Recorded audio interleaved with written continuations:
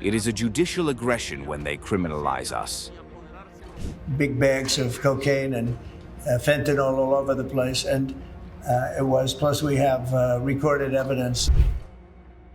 Tensions in the southern Caribbean have surged as the US launched a second military strike on a Venezuelan vessel, killing 3 men accused of drug trafficking, marking a significant escalation in the region. On Venezuela, what can you tell us about this Venezuelan boat that was taken out? And do you plan to provide proof that these were narco-terrorists who were on their way to the U.S.? Well, we have proof. All you have to do is look at the cargo that was, like, it's spattered all over the ocean.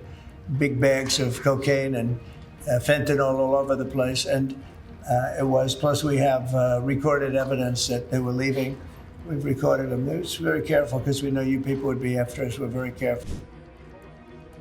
Venezuelan President Nicolas Maduro condemned the strike as a blatant act of imperial aggression, framing it as an attempt by Washington to seize Venezuela's oil, gas, and gold, and threatened that the Venezuelan people are ready to take up arms if necessary. Hace 5 semanas. It is a judicial aggression when they criminalize us. It is a political aggression with their daily threatening statements. It is a diplomatic aggression, and it is an aggression on a military trajectory. And Venezuela is empowered by international law to confront this aggression comprehensively. It is not tension, it is aggression. Maduro stressed that claims of Venezuela exporting large quantities of drugs are false, asserting that the US is using drug allegations as a pretext for regime change and to control the country's natural resources. Esta guerra sería la guerra. In conclusion, the United States of America and the whole world, Latin America and the Caribbean, know that this is a military operation to intimidate and to seek a regime change, to destabilize Venezuela, to tear it apart as they did with Libya and Syria, and to seize and steal our oil, gas, iron, and gold. And that has not happened, nor will it happen. The Venezuelan leader also took diplomatic action, sending letters to regional allies and CELAC officials, urging an urgent summit on sovereignty and peace to rally Latin American and Caribbean nations against US interference.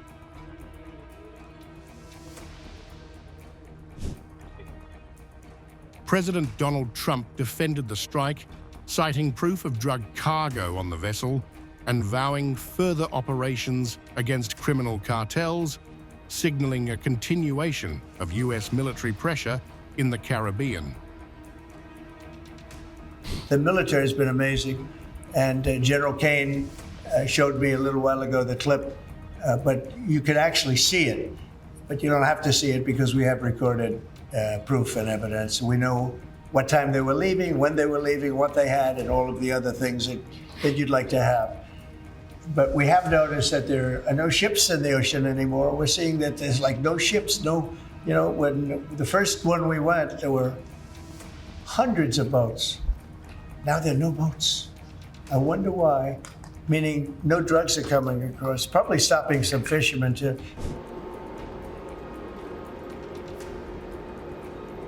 The operation has sparked controversy in Washington, with lawmakers questioning the legality of deploying military forces for law enforcement purposes, raising concerns about executive overreach and potential escalation in the region.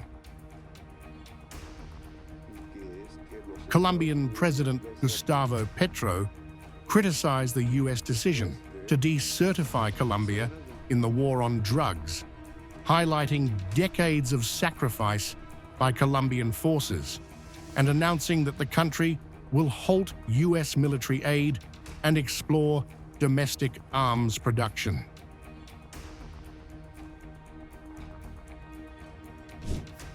The dependence of the Colombian army and its military forces to the US armament is over.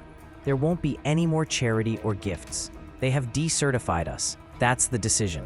The Colombian army will do better if they buy their weapons or manufacture them with our own resources. Otherwise, it is not an army of a sovereign nation. This is already a consequence.